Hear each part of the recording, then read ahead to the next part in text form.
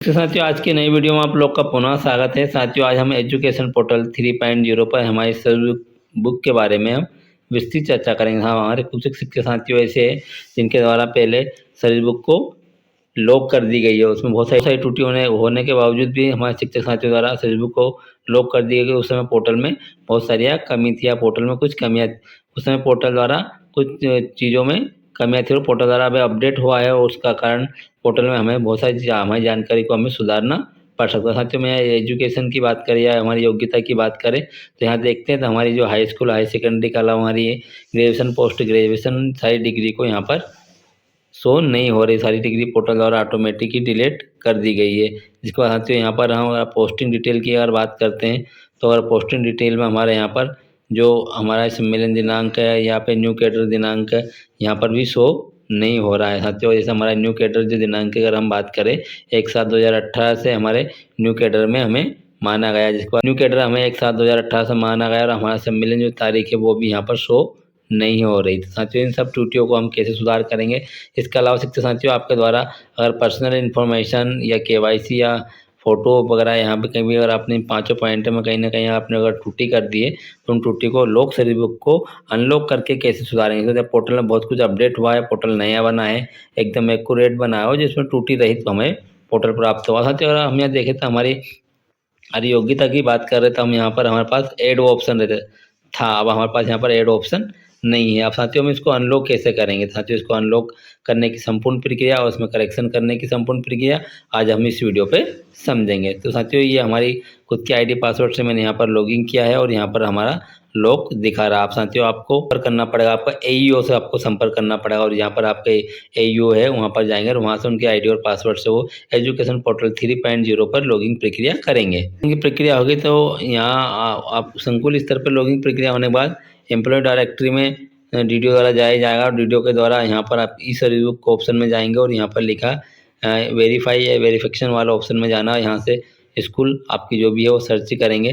Search करने के बाद यहाँ पर टोटल स्कूल सर्च करने यहाँ टोटल एम्प्लॉय का नाम, यूनिकोड वगैरह सब कुछ डेजिनेशन वगैरह देखने को मिल जाएगा। अब यहाँ से डायरेक्ट डीडीओ सर्च भी कर सकता है और या यूनिकोड डाल के सर्च कर सकता है। इसके साथ ही जिनके द्वारा यहाँ पर सर्विस बुक लॉक कर दी गई थी अब इनके यहाँ पर पूरा डाटा हमारे सामने खुल रहा है। हम थोड़ा हमारे मोबाइल को स्क्रॉल करेंगे, दो ऑप्शन देखने को मिल रहा है। एक ऑप्शन हमें यहाँ पर वेरीफाई ऑप्शन है, यहाँ पर अनलॉक वाला ऑप्शन अनलॉक ई सर्विस बुक। अब हमें साथियों किस ऑप्शन पे हमें कार्य करना है, तो अगर हमें साथी की अगर हमें शिक्षक साथी की जिनकी सर्विस बुक को हमें अनलॉक करना है उनमें टूटी है तो शिक्षक साथी अपनी सर्विस बुक को यहाँ से डीडीओ द्वारा अनलॉक किया जाएगा।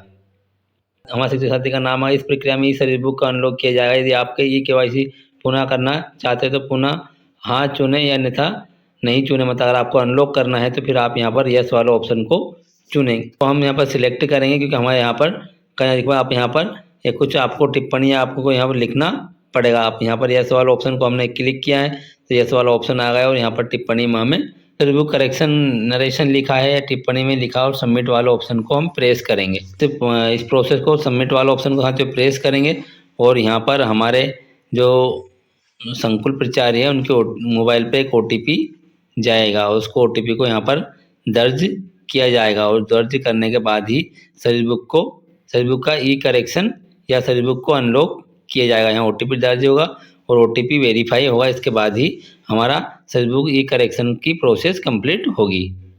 शिक्षक साथियों हमारे डीडीओ द्वारा हमारे संकुल द्वारा हमने हमारे ई सर्विस बुक को हमने अनलॉक करा ली गई है। हमारे डीडीओ से हमने संपर्क किया, उन्होंने वहाँ पर ओटीपी के माध्यम से और डालकर हमारी ई सर्विस बुक को अनलॉक कर दिया। साथियों हम देखते हैं कि हमारी ई सर्विस बुक को अनलॉक करने के बाद हमें कौन कौन सी प्रक्रिया में करेक्शन हुआ और हमें क्या क्या प्रोसेस आगे की ओर करना है।